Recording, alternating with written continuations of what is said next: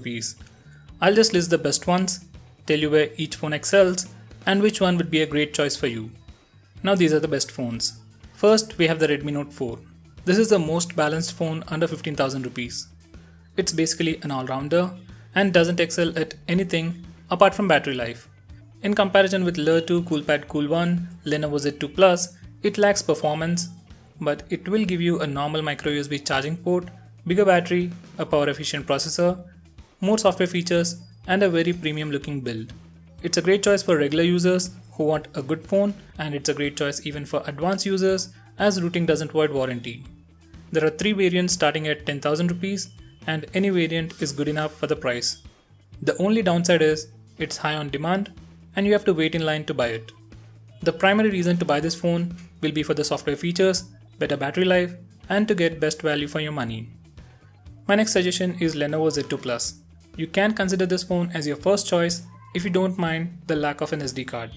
Under 15,000 rupees, it is the most powerful phone. It comes with Snapdragon 820 processor, 3GB RAM and 32GB internal storage. Cameras are good with wide-angle front-facing camera, and it even has a decent battery life. The primary reason to buy this phone will be for the performance and the smaller form factor. My next suggestion is Lenovo P2. This is actually my favorite phone under 20,000 rupees. It lacks in performance when compared to Z2 Plus, Cool1 and Lenovo 2, but it has a Super AMOLED display, a huge 5100 mAh battery, fast charging, a dedicated button for power saving mode, and the software is much better than the previous Lenovo phones. The only downside to this phone is cameras. They are as good as Redmi Note 4, but nothing too impressive. If you are looking for a phone with huge battery for media consumption, whether it's watching videos or playing games, this is the best choice. My next suggestion is Moto G5 Plus. This is the best choice if you want to have best cameras under 15,000 rupees. You also have a buttery smooth stock Android experience, fast charging, and most importantly, you get a dedicated SD card slot. In terms of performance, it's the same as Lenovo P2 and Redmi Note 4. Primary reason to buy this phone will be the cameras and stock Android experience. You may even add brand name if you are too picky about it.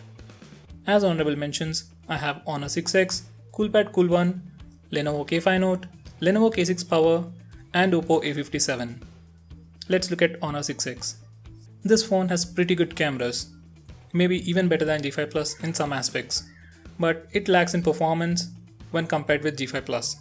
I personally don't see any reason to buy this phone when we already have options like G5 Plus, P2 and Z2 Plus, which offer more things than this phone. Now coming to Coolpad Cool1, you can consider this phone if your main priority is cameras and performance. It is the second best phone in terms of performance in this list. It has the performance, but it heats up a lot while playing high-end games. And it doesn't have SD card support. It too has dual camera setup which lives up to your expectations, along with a wide-angle front-facing camera. Lack of a SD card is the only major flaw on this phone. By the way, Honor 6X and Cool1 have dual camera setup, but both offer different things.